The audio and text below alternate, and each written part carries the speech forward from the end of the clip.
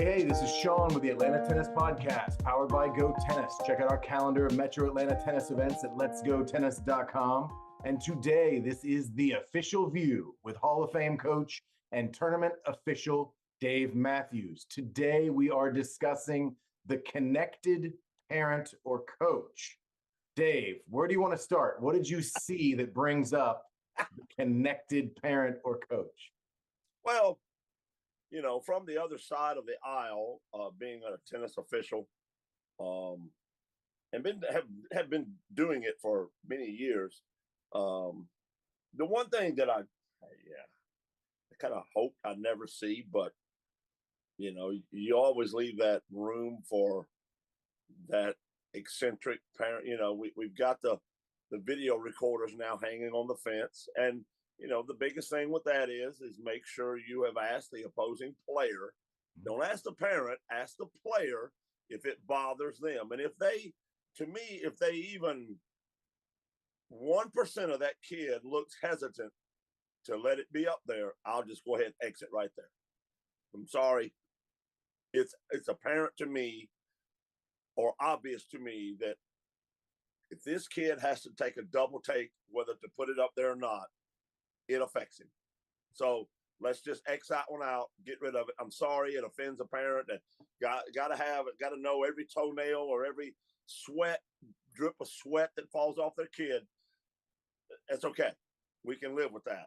So anyway, that was one. But the real main one was I thought I would never see, and here was doing my last tournament, and it was, you know, pretty good sized tournament, good players, and you know, the players go over and check in, you know, when I say check in, they, you know, swapping sides, you know, into the court on the odd number games. They're playing full sets, and they go over, and about halfway through the first set, I look over and the players pulling up their cell phone.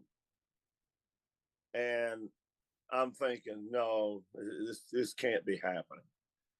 And, you know, so I give it room for my error, you know, but you know, you don't really need to know what time it is. You don't really need to be texting your friends, you know, where you at or what are you doing? Or, I mean, that could happen, but I always turn my phone on silent, you know, and I just put it in my bag and zip it up and don't think about it because I'm on the match. I'm focusing there between me, the lines, and my opponent. That's what I'm concerned with right now. And that's the beauty of tennis to me, is a chance to get away from everything else and play a lovely game and compete and be physical and exert yourself. And then when the smoke clears, did I win or lose really kind of is irrelevant. You like to win, but that's a model of your execution. And so I kept watching, and, you know, every changeover, for about 2 or 3 changeovers, I'm looking and the player's pulling his cell phone out. And then I just start scoping around the grounds. And, you know, there's most kids, you know, like at this place, we had about 2, 4, 6 courts in a row on one side. And then we have 6 more of this, 12 courts going on. So there's a lot going on.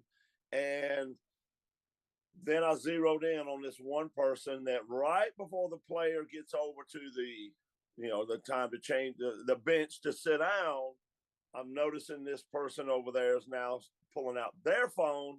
And then when the player gets over there, she's picking up her phone. And I'm starting to, you know, kind of hone in on where it's coming from. So, you know, I go over and, I mean, really what I do to start with is I walk out on the court at a changeover.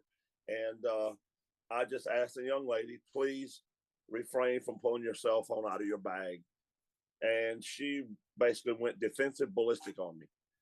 And I said, you can spit fire all day long that you want to, but if you pull that cell phone out again, it's going to be a code violation. And yes, sir. Is there a rule that says the kids can or cannot have? Is there a cell phone rule in junior tournaments? Yes, there is. Yes, so they are not allowed to have them on the court, like, to the point of even in the bag? Obviously, they can be on the court, but they need to be in your bag. They don't need to be on the bench laying up, things like that. And we even have to watch out for these. The watches, right? Watch, because they can send them a text message. I mean, it could be in the middle of a point. Yep. And I used to not play. I used to take off anything I had. I didn't have any jewelry, but I would take off my ring finger and all that because when I'm a one-handed backhand player, when I go to hold that racket, if my ring clanks on my racket, that's irritable. Yep. It kind of can drive me crazy, especially in between every shot. Clank, clank, clank. Just call me Captain Clank. After a while. So I used to just take off all my jewelry. Well, obviously, I would take my watch off and everything. I play with my watch now just to get my activity, my steps I got and all that. But I don't ever look at it. I'm not looking. I might look down. If you see me doing this, it's because I'm looking at the time because I don't play with my glasses on. So I need to see the time. If I've got something I got to be, somewhere I got to be later, like Alta. I got somewhere to be to teach later after Alta match is over. So I want to make sure I get there on time. But other than that, coaching me is a joke. I mean, I don't even know my game and what I'm going to do next. I'm pulling this stuff up on the fly, which we most of the time do. It's hard. But when somebody starts picking the phone up or starts looking at their watch at peak or interesting times, the timeline of it, then the officials start looking, going, oh, something's going on here. So you got a negative response from the player. You said sure. Female. The in this case, the parent. Did you go talk to the parent or coach? I walked over and I said, that coaching is not allowed, only except during the third set. After the second split sets, you get a 10-minute break. You can coach, during the 3 minutes. Before that, you don't get a 10-minute break, but you get 3 minutes. You can coach then, but that's it. And, I have been noticing a coincidence of you picking up your phone before the changeover, before she gets to her phone, and then she picks it up at changeover. So, I said, you need to really watch yourself because now I will alert every official. And that's a good thing about the way the officials work now is that they not only, like I was rotating with 3 other officials on those, 12 courts we had. So every time we would rotate, we were watching different courts. And every time we would get, two with each other to switch for shifts, we would tell each other, well, we have this over here, we have this over here. So we're very communicating with each other a lot. Problems we're looking for. And, the rest of the courts, we're just going to let them go by and keep an eye on them in case somebody raises a hand. But they're doing a better job of unifying and making sure we all understand we're just trying to make a level playing field for everybody. And that's some of the nutshell with most of the officials that I've dealt with in the last 2-3 years, and especially now being out in the circuit with, this level 4, and then I'll see some next year I'm going to try and do, might even be level 3s and 2 nationals. It's a unified effort to try to get everybody else on a good page, on an even, fair page. Other than that, you want to get your defensive, skills, you better hone them up pretty good because we all are sharing information often. Do we get tired of some of it? Yeah. But, if we can nab the ones that are consistently doing it wrong, then hopefully we can right the system, which is a good way to go about anything. Yeah. Do you think this is, we go back to a different episode where we talk about the ignorant parent? Sure. Where the parent just doesn't know. Oh, I'm just texting him, make sure you keep at the backhand, right? I'm just giving my kid advice. I'm coaching, sure, but I'm not making a big deal of it. Are you sure it's okay or not okay? And you're to look and say, no, it's not okay. You're not allowed to do it. Your kid's not allowed to have the phone. Do we give them the benefit of the doubt the first time and say, okay, you didn't know, right? You walk up, you're intimidating figure. Not at a level 4. Level 4, they should know? No, Okay. At level 6, they're just coming out of the level 7, which is a beginner tournament. Yeah. The level 6, they'll find out at the level 6 what they should be doing. They shouldn't be doing too much clapping at all. They shouldn't be really doing much at all. Really? You're there to watch, huh? Really? No clapping? It gets abrasive. I've seen level 6s become a cheering spectacle to where we're cheering for people dumping balls in the net because we're just trying to motivate our player. Well, motivation coaching is coaching. How to control your emotions is, it's terrible. It gets ballistic. At some of these tournaments, some of these players will the other player will hit a ball in the net, and the opposing parent will look at their kid and go, all right, come on. And I'm like, I understand what you're doing, but on the flip side of the coin, it is wrong because that player just dumped the ball in the net. I understand you're trying to motivate your player, but if your player can't get motivated by winning a point that your opponent gave you, you got a problem. Yeah, and that's misunderstanding the etiquette to the point that USTA tournaments have to have such strict rules.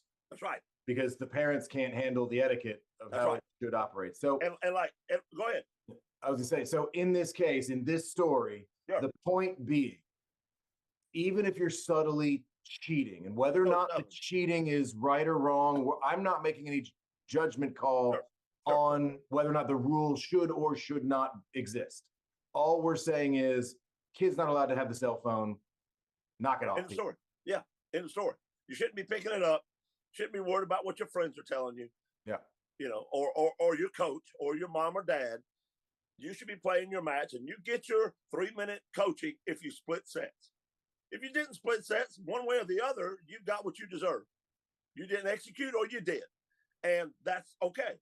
If you didn't execute one set and you did the other, then okay, maybe your mom or dad or coach can help you through the tiebreaker or third set if you're a high enough level. But okay, you get a small little window of coaching, 3 minutes. And let me tell you, 3 minutes, you're probably going to say too much. Yeah. You can get a lot done in 3 minutes. Most of those kids, you fill them with about one or two things, like cut down your unforced errors. You've been hitting a lot of balls in the net. Let's just make sure we get it over the net. Every time you hit a ball, get it over the net. Let me tell you, that right there is about as much as you need to tell them, because anything more than that, they go boom, and it's over. It's too much. That's right. It's too much.